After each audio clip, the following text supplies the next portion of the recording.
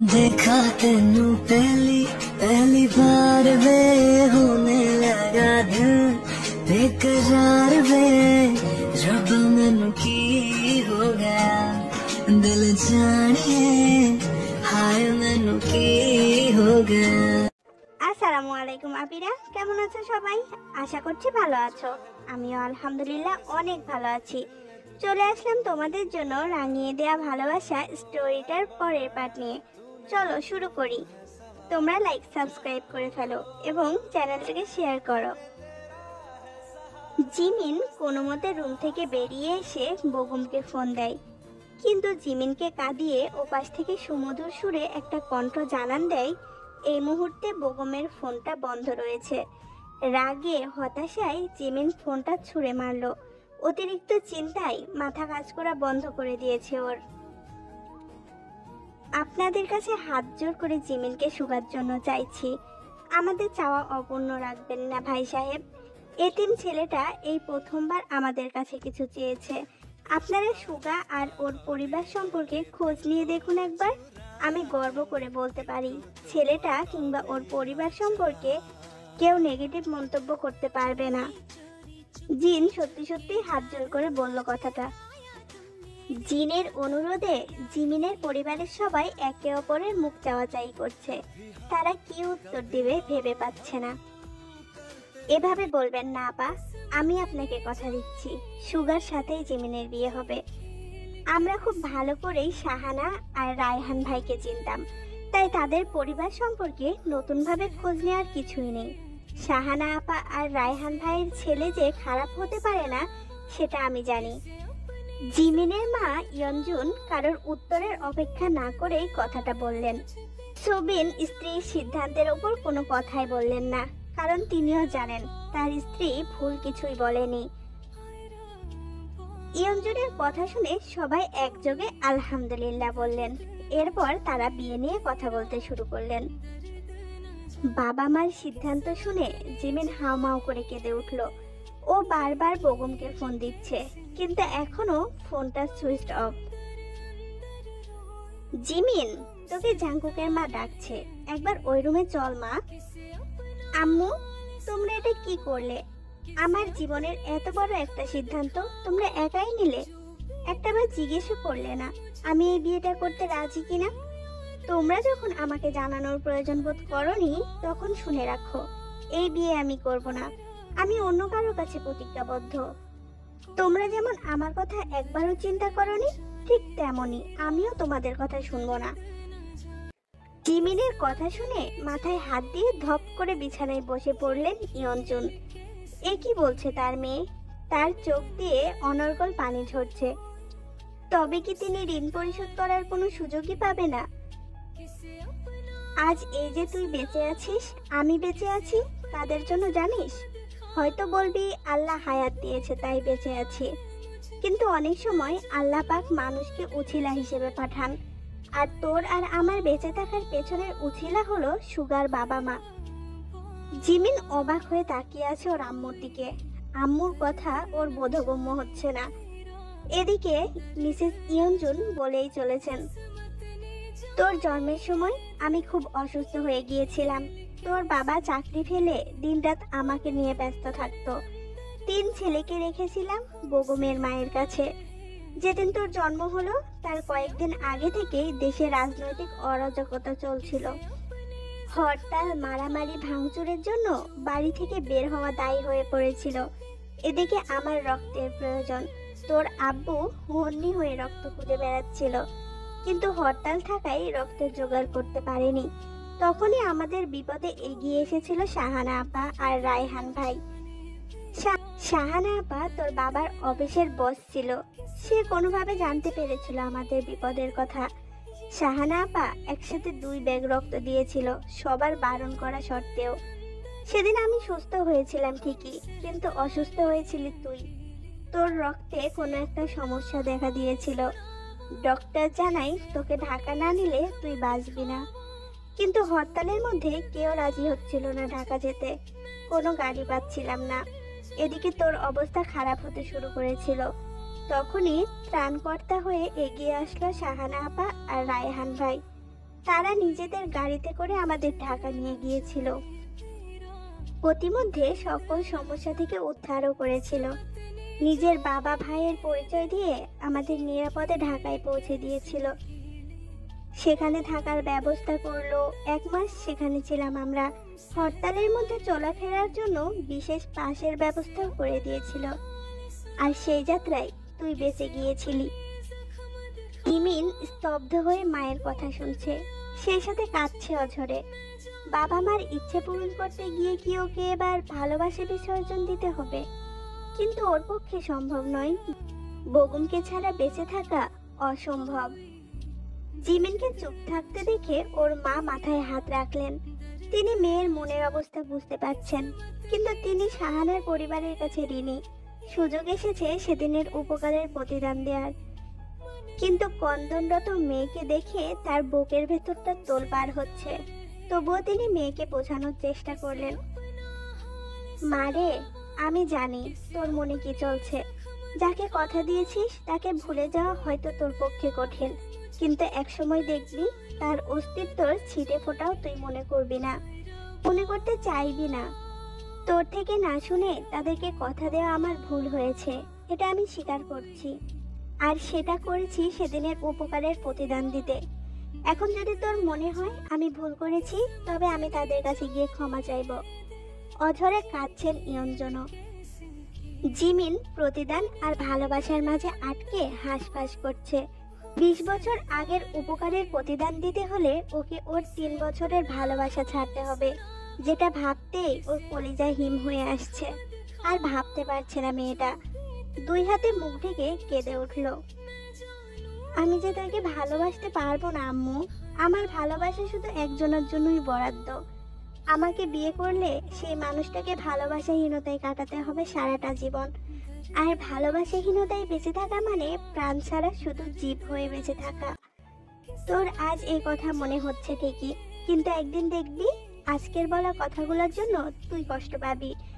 দুজন মানুষ পাশাপাশি থাকতে থাকতেই কখন যে দুজনের মধ্যে ভালোবাসা জন্ম নেয় সেটা তারা নিজেরাও বলতে পারবে না।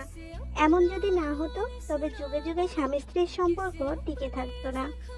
কতজন নিজের ভালোবাসার মানুষকে আপন করে পেয়েছে সেটা চারপাশে তাকালেই বুঝতে পারবি।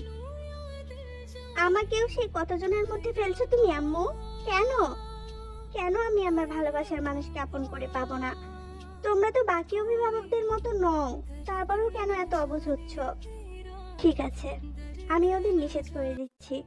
আমার কাছে তোর সুখী আগে। নিজের মেয়েকে সুখী দেখতে আমি না হয় অন্যদের কাছে একটু ছোট হলাম। জিমিন এক নজরে মায়ের দিকে তাকিয়ে আছে। তার চেহারায় মেঘের ঘনঘটা লক্ষ্য করে ওর বুকটা কেঁপে উঠল। ইয়ঞ্জন উঠে যেতে গেলে জিমিন তার হাতটা টেনে ধরে। তে আর জিমিনকে অবাক করে দিয়ে ওদের বিয়ে আজকেই হয়ে গেল। ওরা 2 বোন বিশ্বাস করতে পারছে না, হুট করেই ওদের বিয়ে হয়ে গেছে। তে ঘরের মধ্যে আছে আর জিমিন ফুপিয়ে ফুপিয়ে কাঁদছে। 3 বছরের ভালোবাসা এক মুহূর্তেই বিসর্জন দিয়েছে মেয়েটা। বগমের সাথে কথা বলার জন্য মনটা বড্ড ছটফট করছে। এদিক ওদিক তাকিয়ে কাউকে না দেখে বগমের নাম্বারে ফোন করলো। বগম মনমরা হয়ে বসেছিল। ছোট বোনের বিয়েতে ভাই হয়ে থাকতে পারছে না, এর থেকে বড় কষ্টের আর কি হয়। ব্রাইট মেয়ের বিয়ের আনন্দে জিমিনের বিয়ের কথা বগমকে বলতেই ভুলে গেছে। জিমিনের ফোন পেয়ে হাসি ফুটল বগমের ঠোঁটে। কি রে, ননদের বিয়েতে আনন্দ করা বাদ দিয়ে তুই আমাকে ফোন দিয়েছিস? মিস করছিস বুঝি? বগমের গলা শুনে ফুপিয়ে কেঁদে উঠল জিমিন। জিমিনের কান্নার আওয়াজ পেতেই বগম উদ্গ্রীব হয়ে জানতে চাইল, কি হয়েছে সোনা? আমাকে মাফ করে দিও। তোমার ভালোবাসা ধরে রাখতে পারিনি আমি বেঈমানি করেছি তোমার সাথে। কান্নার দমকে কথা বলতে পারছে না জিমিন। জিমিন, কাঁদছিস কেন? আমাকে বল, কি হয়েছে পাখি? বড়মা তোকে বকেছে? প্লিজ কাঁদিস না। নাকি তে চলে যাচ্ছে জন্য কান্না করছিস? তোর কান্নার আওয়াজ আমার বুকের পাঁজর ভেঙে দিচ্ছে। আর কাঁদিস না সোনা। বেশ কিছুক্ষণ পরে জিমিন কান্না থামিয়ে একে একে সব খুলে বলল বগমকে। সব শুনে বেগম স্তব্ধ হয়ে গেছে। ওর হৃদস্পন্দন এক মুহূর্তের জন্য থেমে গেছে, মাথাটা বনবন করে ঘুরে উঠল। ফোন হাত থেকে কখন পড়ে গেছে সেটা বুঝতেও পারেনি। দু হাতে নিজের চুল খামচে ধরে হাউমাউ করে কেঁদে উঠল। জিমিন কানে ফোনটা চেপে ধরে নিজেও বেগমের সাথে কাঁদছে।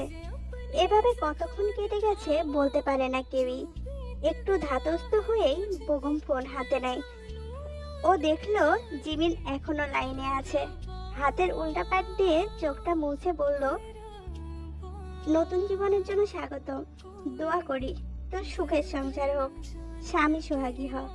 হয়তো তোর সাথে আর দেখা হবে না, কিন্তু আমার দোয়া সবসময় তোর সাথে থাকবে। আজকে যেমন একজন দায়িত্ববান মেয়ের কাজ করেছিস, তেমনই সারা জীবন দায়িত্বশীল স্ত্রী হয়ে কাটাবি। এটাই চাইবো তোর কাছে। আজকের পর থেকে আমি নামক মানুষটাকে ভুলে যাবি। আমাদের সম্পর্কের ছায়া সংসার জীবনে পড়তে দিস না কখনো। তাকে অভিযোগ করার কোনো সুযোগ দিবি না। ভালো থাকিস, ভালো রাখিস সবাইকে। ফোনটা কেটে দিয়েই আবারও কাঁদতে শুরু করে বেগম। আজ থেকে ওর কান্নার জীবন শুরু হলো। সত্যি বলছি আপিরা, এটা এক্সপ্লেইন করতে যাই আমার নিজেরই কান্না চলে আসছে। ভালোবাসা এমন কেন যে পাই সে জিতে যায়, আর যে হারায় সে হারাই। সত্যি এখানে কিছু বলার নেই। ভাবি, আজ থেকে এটা তোমার ঠিকানা। আজ থেকে এই রাজ্যের রানী তুমি।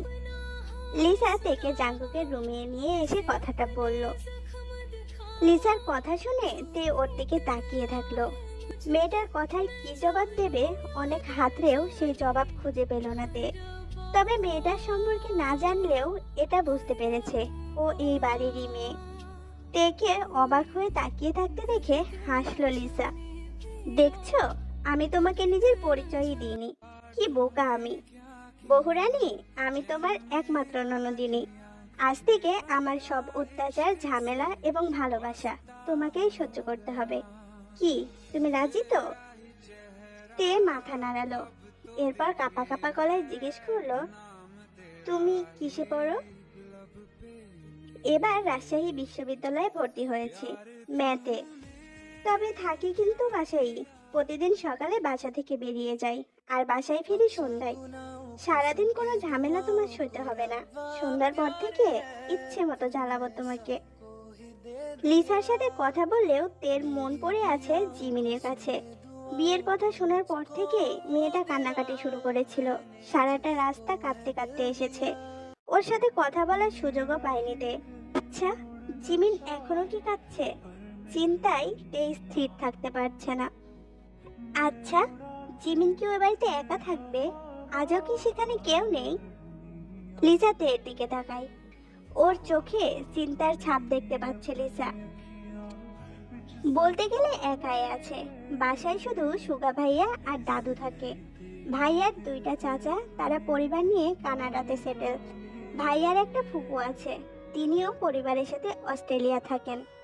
আম্মু চেয়েছিল সুগা ভাইয়া ভাবিকে নিয়ে আমাদের বাসায় উঠুক, কিন্তু ভাইয়া রাজি হয়নি। তাই তা আম্মু তোমাকে এভাবে রেখে ওই বাসায় গেছে। লিসার কথা শুনে তের চিন্তা বাড়লো বই কমলো না। ও ভালো করেই জানে জিমিন একা থাকতে পারে না। ওর আশেপাশে মানুষ না থাকলে হাঁপিয়ে ওঠে মেয়েটা। ও একা কিভাবে থাকবে? তের জিমিনের সাথে কথা বলতে ইচ্ছে করছে, কিন্তু সংকোচের কারণে লিসাকে সে কথা বলতেও পারলো না। ওর নিজের ফোনটাও বাড়িতে রেখে এসেছে। বিয়ের টেনশনে ফোনের কথা মাথায়ই ছিল না। জিমিনকে নিয়ে সুগার রুমে এসেছে। তিনি টুকটাক কথা বলছে জিমিনের সাথে, কিন্তু জিমিনের সেদিকে মন নেই। ও বেগমের কথা চিন্তা করছে। কি থেকে কি হয়ে গেল? ও কি কখনো বেগমের জায়গা অন্য কাউকে স্থান দেওয়ার কথা ভেবেছিল? ওদের সম্পর্কে ওরা দুজনই লয়াল ছিল, তবুও কেন একটা ঝড়ে সব তছনছ হয়ে গেল? বেগম হারানোর ব্যথা সইবে কেমন করে? নিজেকে কিভাবে প্রবোধ দেবে সে? বৌমা, অবশেষে আমার বাড়িতে নাত বউ আসলো। সুগাকে যখনই বিয়ের কথা বলতাম ও পিছু টান দিত। আমি তো ধরেই নিয়েছিলাম আমার মৃত্যুর আগে ও বিয়ে করবে না। একজন মধ্যবয়সী নারীর হাতের মাঝে বন্দী হয়ে রুমে ঢুকলেন এক বৃদ্ধ। তিনি ঠিকঠাক হাঁটতে পারছেন না, তার হাতের লাঠিটা কাঁপছে। তিনি জিনকে উদ্দেশ্য করে কথাগুলো বললেন। জিন উঠে এগিয়ে গেলেন বৃদ্ধের দিকে, তার হাত ধরে জিমিনের পাশে বসালেন। জিমিন, ইনি তোমার দাদা শ্বশুর। ইনি শুধুমাত্র সুগার জন্যই দেশে আছেন। শাহানা আর রায়হানের মৃত্যুর পর সুগার চাচা ফুপু ওনাকে তাদের কাছে নিয়ে যেতে চেয়েছিল, কিন্তু উনি যাননি। তুমি আব্বাকে দেখে রেখো মা। আব্বা আজকাল হাঁটতে পারে না, স্মৃতিশক্তিও আগের মতো নেই। বৃদ্ধের মুখের দিকে তাকিয়ে মায়া হলো জিমিনের। মুহূর্তেই নিজের দাদার মুখটা ভেসে উঠল চোখের সামনে। ওর দাদু লাঠিতে ভর দিয়ে হাঁটতো। জীবনের শেষ কয়েকটা দিন তিনি ঠিকমতো হাঁটতে পারেননি, অনেক কিছুই ভুলে যেতেন। দাদু কত ভালোবাসতো ওদের। তে আর জিমিন ছিল দাদুর প্রাণ। এই অসময়ে দাদুর কথা মনে হতেই জিমিনের চোখ ভিজে উঠল। মনে হলো ওর দাদুই এসে ওর পাশে বসেছে। নাতবো, তোমার নাম কি? Park Jimin. খুব সুন্দর নাম। জিসু, বক্সটা আমার কাছে দাও দেখি। জিমিন খেয়াল করলো সেই মহিলা আবার রুমে ঢুকছে। সে দাদুকে রুমে পৌঁছে দিয়েই বেরিয়ে গিয়েছিল। এবার সে কারুকার্য খচিত একটা বক্স দাদুর হাতে দেয়। বৌমা, এটা খুলে গহনাগুলো আমার নাতবউকে পরিয়ে দাও তো, দেখি আমার গিন্নির গহনায় নাতবউকে কেমন মানায়। জিন খুশি হয়ে বক্সটা খুললেন। বক্সের ভেতরে চোখ যেতেই জিমিনের মুখ হা হয়ে গেছে। এত গহনা একসাথে ও কখনো দেখেনি। জিন মিটিমিটি হাসছে। তিনি বেছে বেছে কয়েকটা গহনা বের করে জিমিনকে পরিয়ে দিতে শুরু করলো। জিমিন, তোমার দাদি শাশুড়ির অনেক গহনা ছিল। এখানে যা দেখছো সেগুলো 2 ছেলে আর 1 মেয়েকে দেওয়ার পরে অবশিষ্ট আছে। অবশ্য এরকম একটা গহনা ভর্তি বক্স আমার কাছেও আছে, যেগুলো আম্মা শাহানার মৃত্যুর পর আমার কাছে রাখতে দিয়েছিল সুগার বউয়ের জন্য। ওগুলো কালকে আমি এসে তোমাকে দিয়ে যাব। এদের কথা জিমিন যতই শুনছে ততই অবাক হচ্ছে। রাত 12:30। লিসা যাবার পর থেকে তে একাই বসে আছে। জিন 11:30টার পরে রুমে এসে ওকে মুখে তুলে খাইয়ে গেছেন। তিনি জিমিনকেও খাইয়ে এসেছেন।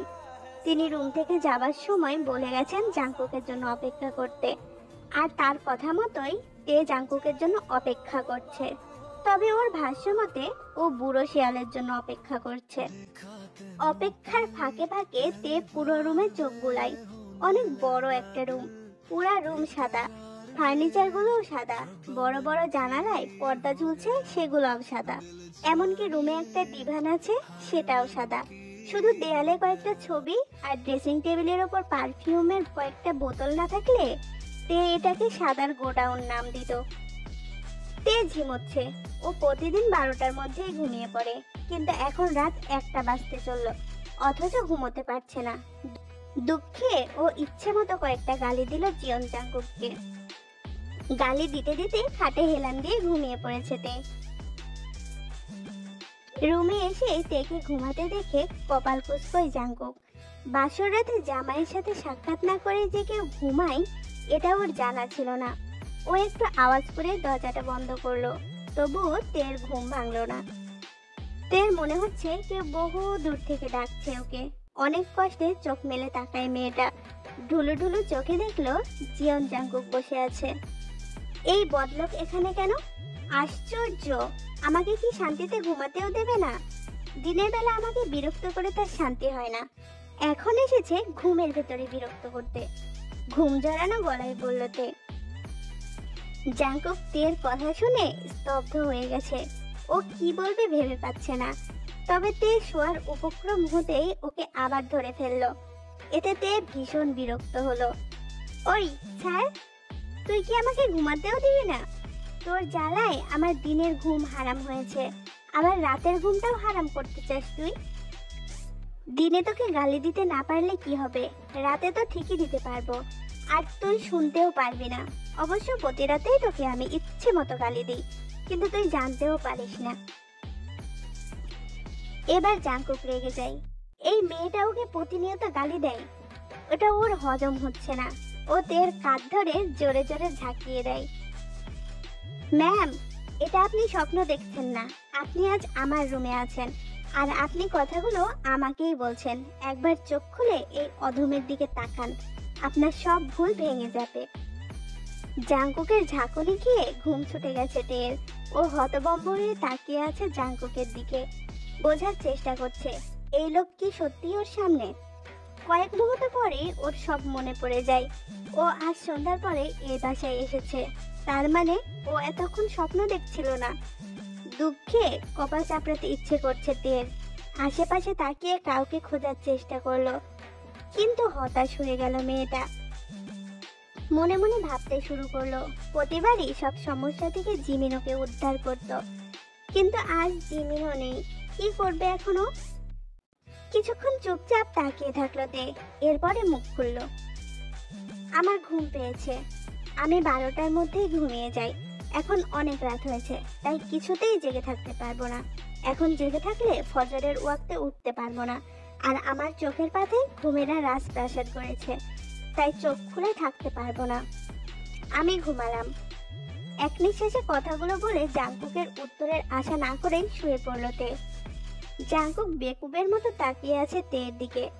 আজ রাতে ওর সাথে এমন কিছু ঘটবে সেটা ও কল্পনাও করেনি।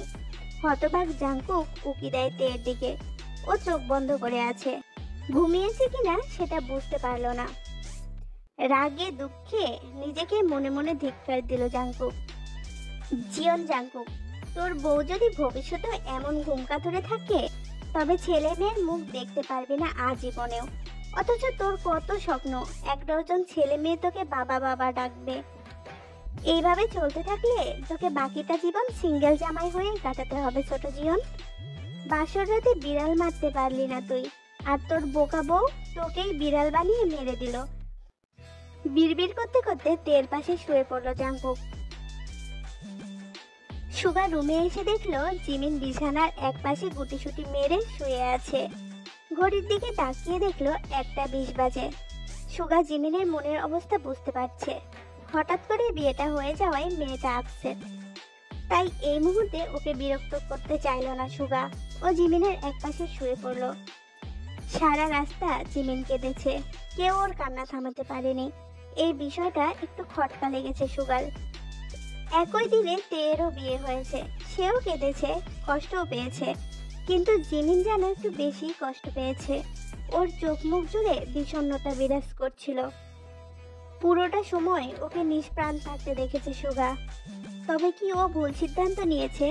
হুট করে মামা মামির কাছে বিয়ের কথা বলাটা কি ভুল ছিল ওর? চিন্তায় শোয়া থেকে উঠে বসে সুগা।